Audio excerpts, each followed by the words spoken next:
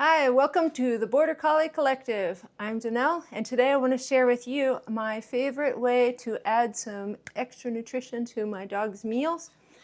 This is a healthy bone broth that I make. Bone, vegetable, meat. I think it really helps to just add a little bit of punch to their meals. So one thing that I'll do is shop sales at the grocery store and find usually chicken is the least expensive. I don't really use pork, even though pork is often very cheap. I'll buy these like on sale chicken quarters. I like having the bones in them because the bones have the marrow, has connective tissue, which all is helpful for them and their joints and their health.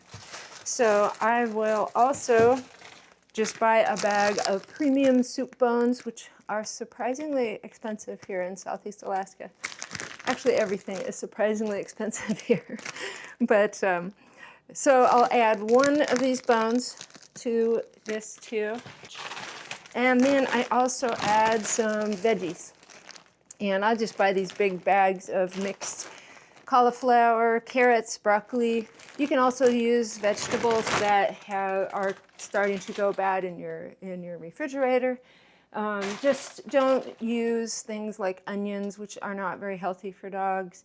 I don't use tomatoes. I'm not sure if nightshades are really healthy for them.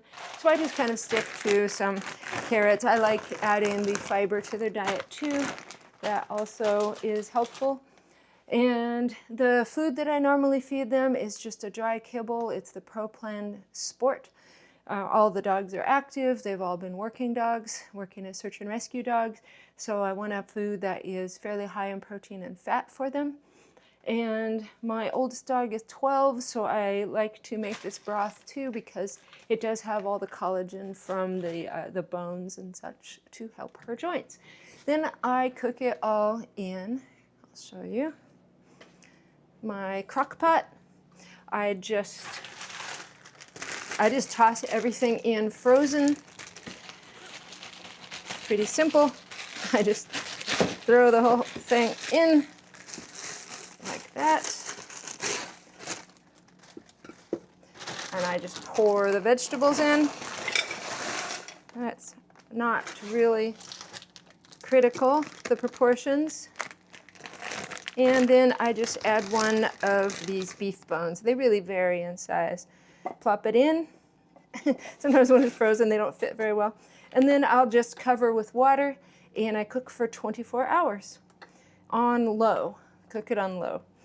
And the cruciferous vegetables don't smell great, so I cook it in another room with the door closed.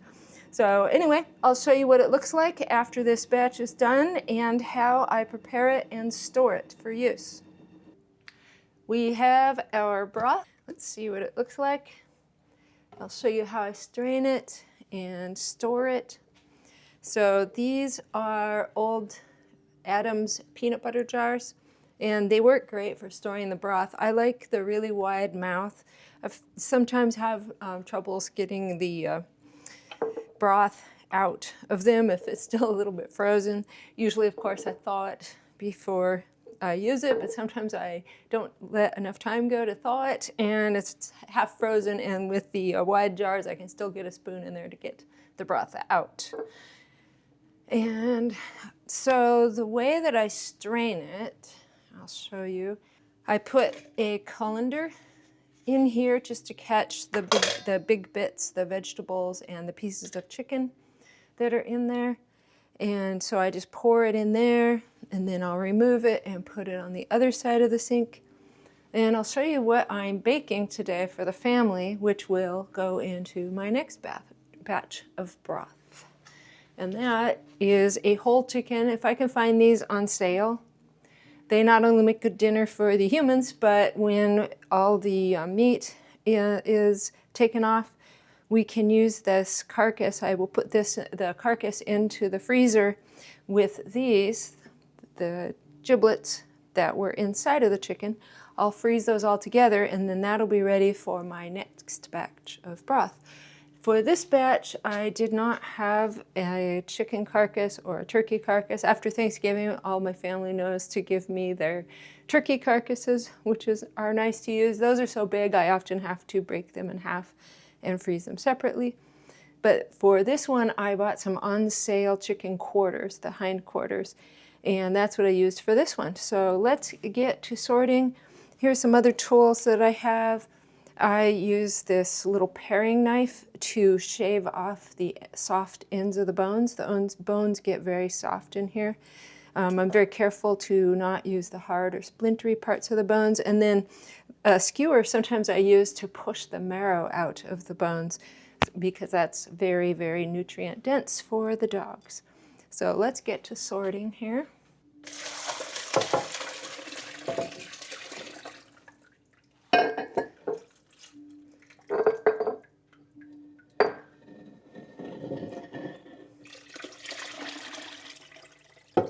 So I leave the really big pieces in there because this is going to be just the broth.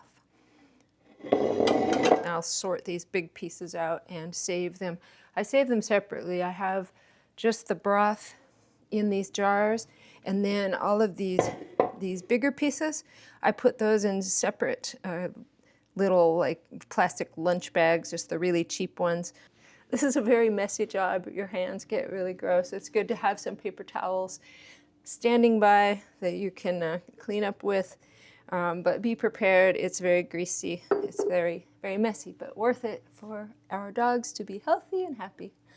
All right, I'm going to strain out these bits, put them in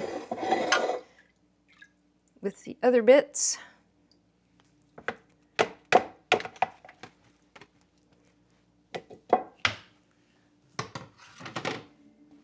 And then I'll pour the broth in there. I'll rinse off the worst of the mess off my hands.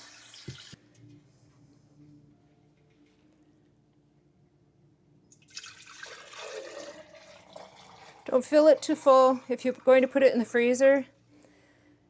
Last month I filled 2 of them a little too full, and when I took them out and thawed them, they made a disastrous mess when the glass was broken and I didn't notice, and they thawed out, and I ended up with broth all over my countertops. So if I have a little left over, I use one of these little mason jars to put that in. This is the part the dogs really like. It has a lot of the small bits of chicken and vegetables, honestly, more vegetables. Okay, so that's simple. That's the easy part, getting the broth jarred up. I'll put those in the freezer and keep one in my fridge. Okay, so I just get the knife right away, and I have an extra bowl. This one should be big enough. We'll use this one for the good meat that I'm going to save, and this will be for the bones and the bits I do not want to give to the dogs. So I try not to give the dogs too much skin or fat. Don't want to upset their digestive system. So we'll grab our first piece of chicken here, and I always kind of pinch anything to make sure I don't have a sharp bone in there. This bone isn't sharp, but it's pretty hard. I think they could digest it, but that one's going in the junk. Here's another piece of, this is a piece of spine. It looks like vertebra. I'll try to get the meat off of it. And it's pretty hard, so that one's not going in. So I'll just take off the skin. I can use the knife to kind of peel that off. Modern chickens are very fatty, so they don't need that much fat. So I'm just gonna pick off what I like. And set that there for now. So with the bones, the ends get nice and soft, and they have so many nutrients in them. In the marrow and the ends, they have connective tissue that's really good for the dog's connective tissue. It's got a lot of collagen, got a lot of iron. Don't be careful of these sharp parts though, don't include those. So just always feel, make sure you don't have any sharp parts in there. We want that one. Edna's almost 12 now, so I'm trying to give her as much nutrition as possible. Well, I always have. She's been a working dog. She was a search and rescue dog her whole life, so she worked pretty hard. And our terrain in Southeast Alaska is very steep, so she has worked her joints and her back pretty hard, so she does have arthritis in her spine now, so doing my best to keep her going as long as possible. Her father lived till he was, this is all fat, till he was 17, so I have hopes she got those longevity genes. So I'm just squeezing that to make sure that there's no sharp bones in there. Fat, fat, lots of fat. These are very fatty chickens. Okay, so I'm just trying to get as much marrow and nutritious stuff off there. This bone isn't terribly splintery, but I'm not going to give them that. Make sure I grab all my scraps. And this is pretty much the process. I'll just picking all of this off. I'll show you how I package up all of this stuff. This and the veggies. And there's some broth left in the pot here too. So I'll add that to the broth after I pick everything apart. So I'm going to have this whole collection of meat and veggies. So I'll show you how I package that up after I clean off my hands. I use these fold-in clothes sandwich bags. They are cheaper than Ziploc bags. So I actually keep a nice Ziploc freezer bag. I just leave the last one I used in the freezer so it stays fairly fresh. And then I'll package this into here, and I try to proportion it so there'll be 1 bag per jar of broth, so that when I bring one out of the freezer, I'll bring this package. We bring 1 jar, bring 1 package of this concoction, and I just put it in, grab it. This is not for anybody who's squeamish about handling all this. It's really messy and greasy. And then with this, I just fold them over tightly, and then I just tuck them into here and then freeze them so that I have them ready to go. And it is a messy, time-consuming job, but you don't have to do it that often. I feed it to all 3 border collies and our Chihuahua, and I only have to make it about once a month because I don't give them huge amounts. Each dog gets like a couple tablespoons of broth 2 times a day, and then on each of their bowls I'll put maybe, for the border collies, maybe this much on top of their food. The Chihuahua gets maybe that much. He's a big Chihuahua. He's actually a Chihuahua mix that we adopted. So he's about 8 pounds. So he doesn't need as much as the collies do, and you don't want to upset their stomach with too much rich food. My border collies range from Audrey at about 34 pounds to 48 pounds for Henry. And Henry, look, he wants to help. What a surprise. All right. Do you want to help me with this, Henry? Do you like this project? Oh, Audrey's interested too. High five. Good job. I'll never get this done with all the dogs. They want to be so helpful. Dance, yeah, that was a good one. Now they all think they have to help. Henry, high five. Good job. Audrey, shake. No, shake. Yes. Edna, shake.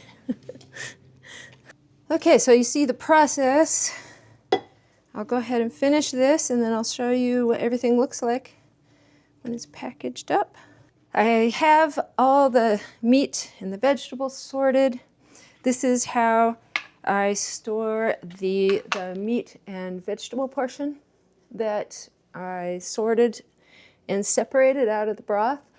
I put them in bags like this to put it in the freezer, and then my active one that's in the fridge for their daily meals, I put in a container like this and do it that way.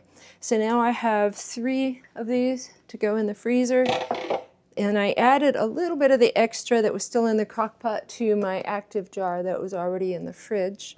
So this is really power-packed. You can imagine all of the minerals and nutrients in the broccoli, the cauliflower, the carrots. The fiber really helps them. There are 2 boy dogs. They have problems sometimes with their anal glands getting a little bit impacted. So the fiber in here is really, really helpful. Sometimes I'll put pumpkin in their food too, but the fiber in these vegetables is very helpful to them. And the connective tissue and the marrow has a lot of nutrients. The connective tissue is great for their joints. I was saying earlier that Edna is almost 12 now. Her father lived to 17, so I plan to get her to live to 17 as well. And I'm hoping that adding this amazing supplementary nutrition to their meals will really help. So I hope you try it. Let me know in the comments if you try doing this, or maybe you already do, and maybe you have some even better ideas for how to make this even better. Maybe even make it easier to clean up. You can see that is the worst part of this project, is the cleanup. This is not cute, but I've realized that it actually does not take that long to clean up. I think the worst is this colander. It's being plastic, the grease just kind of clings to it. And the little holes in it, you have to really get a brush in there and scrub it. It's not as bad as it seems at first. Thanks for joining us. Consider subscribing to join the Border Collie Collective.